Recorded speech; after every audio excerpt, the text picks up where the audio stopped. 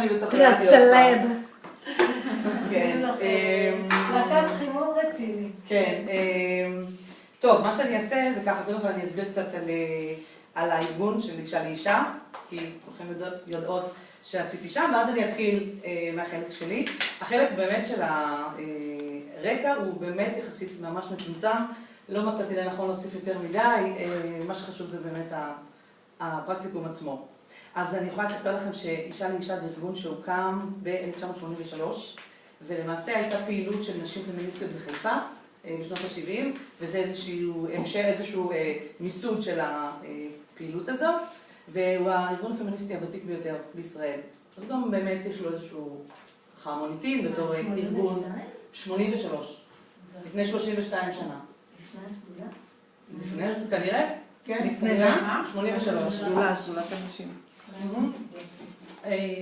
מטרות הארגון... לפחות זה הסיפור של אישה לאישה. כן, מתי את יודעת שהוקם השדולה? זה האמת של האישה לאישה. מתי הוקמה השדולה? את יודעת? לא יודעת. לא יודעת. לא צריך לבדוק, אבל... אתמול בנעמת אמרו לי שהם הראשונות. מי? אתמול אז יש אין ספק שנעמת וויצו הם יותר שנים. כן, אבל לא בפורמט כזה של כן, ארגון אבל לא פמיניסטי. בפורמט פמיניסטי. בדיוק. אישה לאישה, השם לא, אישה לאישה לא. לא, אישה לאישה, השם המלא הוא אישה לאישה מרכז פמיניסטי חיפה. זה השם. אז בדיוק. שזה מעניין לשמוע את הנרטיב. נכון, וגם נעמת וויצו והשדולה יש ויכוח על כמה הם פמיניסטיים כארגונים, אז מהבחינה הזאת אישה לאישה הוא ארגון יותר רדיקלי, נניח, בתפיסות שלו.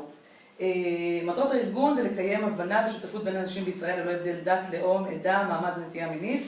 יעדי הארגון הם מיגור האפליה, האלימות והדיכוי נגד נשים על כל צורותיה, והגנה על הזכות להחליט על גופנו, כמו גם שינוי חברתי על ידי העלאת מודעות לשוויון בין המינים, פעילות נגד התבטאויות סקסיסטיות והפצת רעיון שוויון הזכויות וההזדמנויות של נשים באשר הן.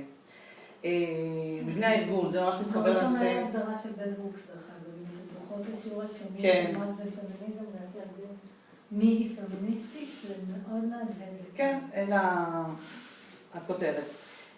מבנה הארגון זה מאוד מתחבר לנושא של היחסי כוחות והפטרנליזם, כי אישה לאישה הוא מנוהל על ידי קולקטיב, פעם בחודש נפגש כל הקולקטיב, כל ההחלטות, והוא פתוח לכל אנשים, כל ההחלטות מתקבלות פה אחת. זה אומר דיונים מרתונים עד שהאחרונה משתכנעת או שלא. אבל כן, בדיוק. בדיוק. כל ההחלטות מתקבלות, כל המדיניות והפעילויות מתקבלות על סמך ההחלטות של הקולקטיב, פה אחת, כמו שאמרנו, על דעת כל המשתתפות, ומבנה הארגון אופקי, אין היררכיה. זאת אומרת, אם דיברנו על קושי ביחסי כוחות, בדיוק. אז זה מביא קשיים אחרים. אין היררכיה, אין הנהלה, אין מנהלת. אז יש אנרכיה. מה? אז יש אנרכיה. סוג של. תכף נשמע. כל המוסדות נבחרים... גם יחסי הכוחות שם בולטים. בוודאי. אין היררכיה, הניהול הוא אופקי, אבל זה מביא דברים אחרים כמובן, כי... כולם יודעים מי המנהל. כי אנשים ונשים הם אנושיים, והדברים הם תמיד איכשהו עולים. כל המוסדות נבחרים לפי שיטת הרבעים, ייצוג שווה לנשים ערביות, מזרחיות, לסביות ואשכנזיות. זה אחד הדברים שמאפיינים, לפי דעתי אולי רק אותם, נכון? לא. עוד ארגונים, אבל שם זה מאוד בולט. הארגון מוביל פרויקטים שונים, כגון מאבק בזנות וסחר בנשים, נשים וטכנולוגיות רפואיות, שזה הפרויקט שאני בעצם השתתפתי בו, תכף נדבר עליו, שלום וביטחון, נשים וביטוח לאומי, וחוץ מזה, אישה לאישה, הוא משמש ארגון בית ל4 ארגונים. קיים, שזה ארגון, מבטאת את זה נכון? ארגון נשים פמיניסטיות פלסטיניות, עוסק בנושאי נגישות ומתן ייעוץ בדיני משפחה מול בית הדין השרעי. איתך מעקי, שזה משפטניות למען צדק חברתי, מובילות פרויקט משותף עם אוניברסיטת חיפה, אסואד, נשים לסביות פלסטיניות, מרכז סיוע לנפגעות תקיפה ואונס, וקו סיוע לנשים בנושא של הפסקות הריון. הסניף של חיפה. כן.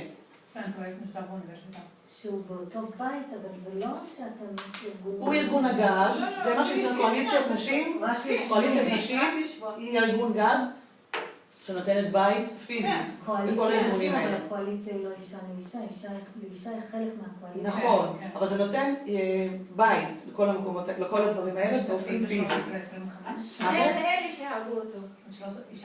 אני לא בקיאה בעניין הזה, ואת אומרת? כן. אוקיי, גם אישה לאישה, אחד הדברים שהנוער ידועות עליהם זה שיצאו מהם הרבה התארגנות. זאת אומרת, חלק מההתארגנויות שמיכל כרגע מתארת, הם בעצם חברות בת, הם ארגונים בנות שיצאו מתוך אישה לאישה. למשל, לא ציינת את הארגון להעצמה כלכלית, של איילת אילני, וזה גם יצא מאישה לאישה. זאת אומרת, זה ארגון שהוא בעצם... אז לא דיברת על כאלה שיצאו והם כבר בפני עצמם, אלא כאלה שמתנהלים כפרויקטים. ילדה של הרבה ארגונים אחרים, כן. אוקיי, אז עכשיו אני אדבר על הדרך שאני עברתי. אני הגעתי לשם בתור מתנדבת לפני שנה, ובעצם חיפשתי משהו לעשות שם, ואז עלה איזשהו רעיון. הרעיון הראשון שעלה זה לארגן את הספרייה. יש שם ספרייה מאוד מאוד גדולה וגם ארכיון והרבה מאוד קרטונים שמחכים שמישהו יעשה שם סדר, לקטלג וכולי של ארגונים פמיניסטיים שכבר לא קיימים, כמו בת שלום, בצפון או משהו כזה, אני כבר לא זוכרת. בת של מלך. בת של מלך, כן. ואז בעצם התחלתי לשבת בספרייה ולנסות לעשות איזשהו סדר, ואיכשהו זה לא היה משהו שיש לו איזשהו בשר, שאני מרגישה שיש משמעות לעשייה שלי, או שאני יכולה באמת לשנות משהו, לעשות משהו. לא כל כך הסתדר לי, ותוך כדי ההתנגדות שלי שם חיפשתי דברים אחרים, ניסיתי בכל מיני כיוונים, אצלי ביישוב, מול כל מיני יועצות למעמד נשים באזור, לא הצלחתי למצוא.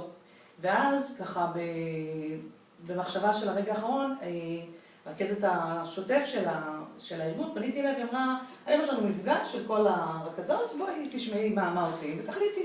ואז נפגשנו, היו שם רכזת של הפרויקט של מאבק בזנות וסחר בנשים, ונשים בריאות וטכנולוגיות רפואיות.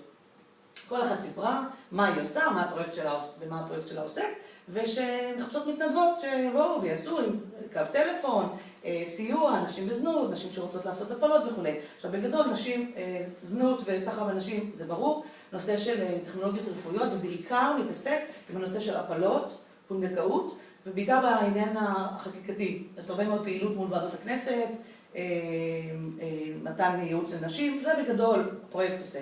לא אכנס עכשיו לכל הפרטים, אבל בגדול הוא מתעסק עם הנושא הזה. ואז באמת כשלא מצאתי, אמרתי, עשיתי מין כזה אנדנדינו, אמרתי, אוקיי, ככה, אני הולכת על הנשים בטכנולוגיות רפואיות. ואז כשהגעתי אל הרכזת, היא אמרה, אני עשיתי תוכנית רדיו. עד לפני, נכון, עד לפני חצי שנה. בואי תעשי יחד איתי. אמרתי לה, אין שום מושג, מעולם לא עשיתי שום דבר שדומה לזה, אמרה, בואי ננסה. אוקיי. ואז התחלנו בעצם מתחילת השנה לעשות תוכנית רדיו ביחד. עכשיו, תוכנית הרדיו הזאת בעצם היא של הארגון, של הפרויקט. היא מוקלטת פעם בשבועיים באולפן במזרח ירושלים, שגם לשיוך של איפה זה נמצא, וזה ערוץ אינטרנטי, וזה ערוץ חברתי, יש לו גם משמעות, כי זה ברור שזה מתחבר גם לאג'נדה של הארגון. איך? כל השלום. כל השלום. זה All for Peace, זה כמו משחק על The Voice of Peace. זהו, זה All for Peace. זה לא The Voice of Peace? All for Peace. זה All for Peace. והם מוצאים את זה לדקה. מה זה? מה שהיא מדברת על. כן, אני חשבתי את זה. הערוץ הזה משדר בערבית מעל גלי היתר, כששאלו אותי, זה נמצא במזרח ירושלים? המיקום שלו ממש מאחורי המטה הארצי. גבעה צרפתית, מאחורי המטה הארצי. שייח' ג'ראח. בדיוק, שייח' ג'ראח, נכון. אז מה שקרה, איך שזה התנהל,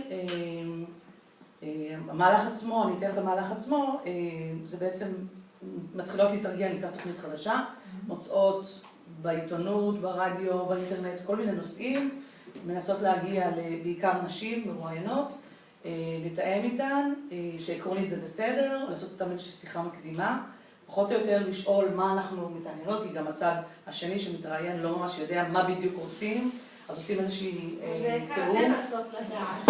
אנחנו רוצות לדעת, אני בורחת לי. הן רוצות לדעת, וגם הן מאוד רוצות לדעת מה אנחנו הולכות לשאול, כי יש נשים גם שלא כל כך קל להם להתראיין, ולא להשאיר את זה פתוח. אז גם זה היה חשוב.